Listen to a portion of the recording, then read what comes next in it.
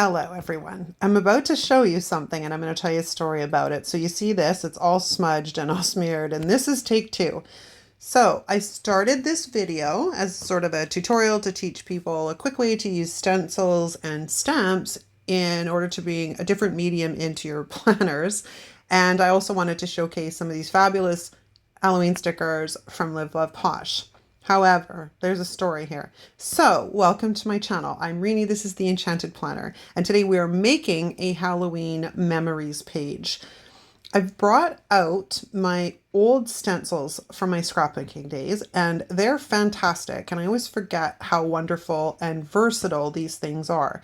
And I'm sure if you searched Etsy, you could probably find all sorts of stencils or Amazon for lettering. These are great, because in this case, it allowed me to create a title that I didn't need to use stickers for, and allowed me to bring in some other mediums like my felts, which I don't get to use as often as I would like in my planner.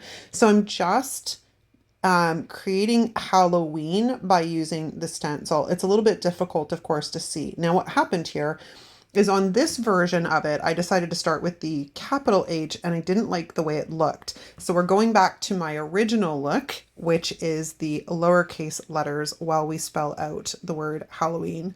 This page had turned out really, really cute.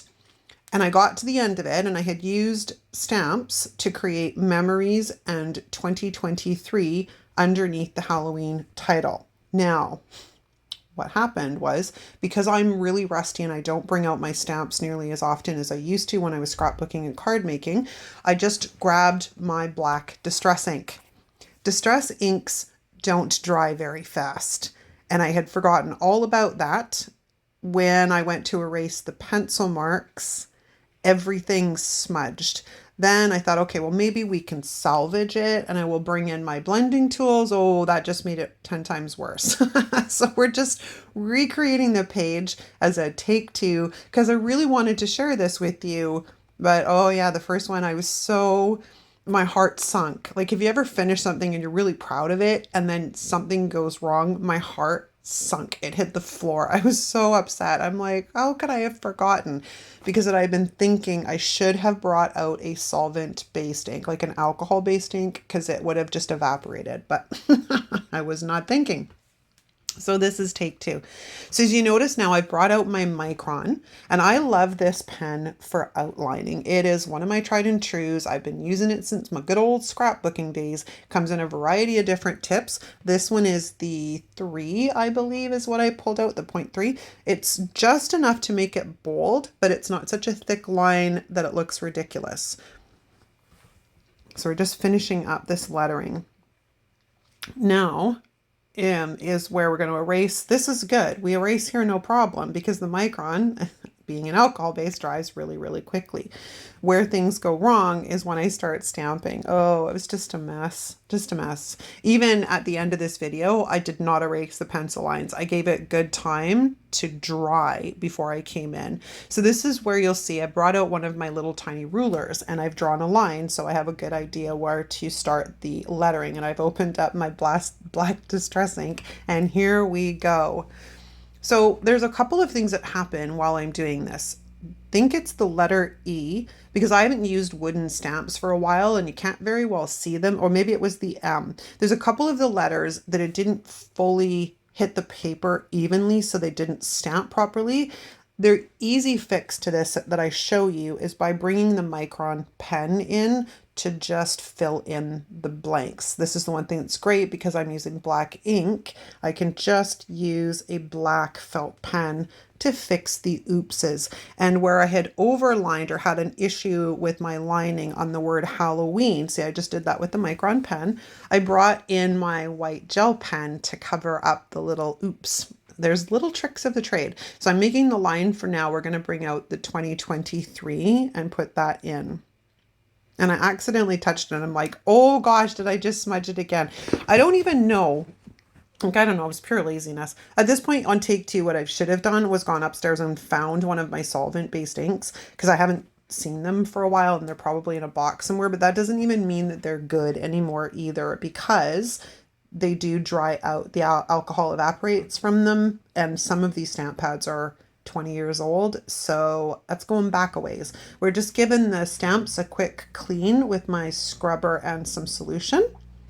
And now we're just leaving it. We're not going to touch anything. We're going to get back to placing the stickers on. See, I tried blotting it here to see if it makes a bit of a difference, and it did smudge a little bit, but I was worried about running my hand over it. But as you can see here, I have all of the stickers ready to go. Now, this version ended up a little bit different from the very first one I created, but it still turned out very, very cute. And in this one, I got to lay it out a little bit, like ever so slightly differently, that I'm actually pleased more with this one than I was with the first one.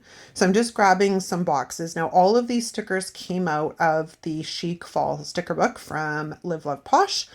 And y'all know me. I was going to do a flip through video for you, but I'm on the fence with, well, I'm not on the fence. I'm with you guys. We see too many of the same sticker books shared by the same creators. So I figured it was easier for me to just do a page to show you how I would use some of these stickers, as opposed to doing a flip through for you. Because 9 out of 10 times you've seen the flip through. Either you've seen it done by Live Love Posh or you've seen it done by many people. Because it's, again, we're moving into release season, so it's going to get a little bit crazy.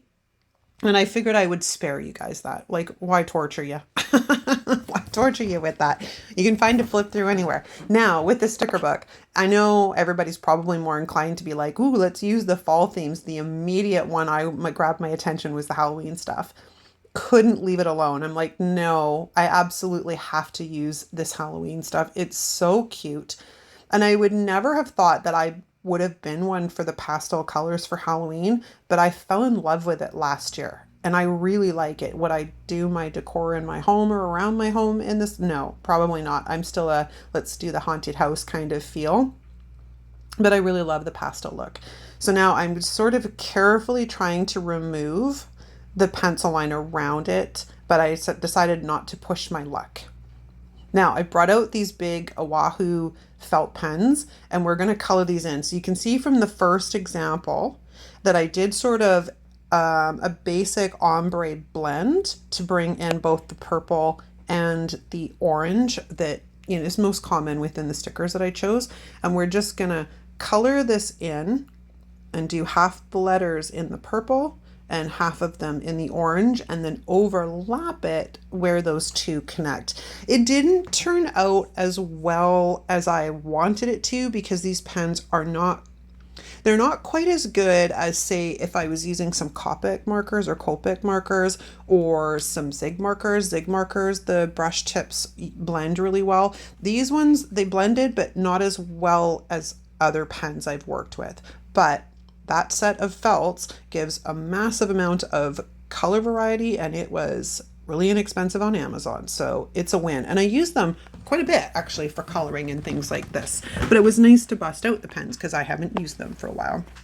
So we're just about finished, and I love the way this page turned out. It's super cute, and I can't wait to toss some memories onto it. So let me know in the comments what you think of the page, and let me know if you're planning on buying the Chic Fall book from Live Love Posh. Thanks so much for watching. I'll see you next time. Ciao!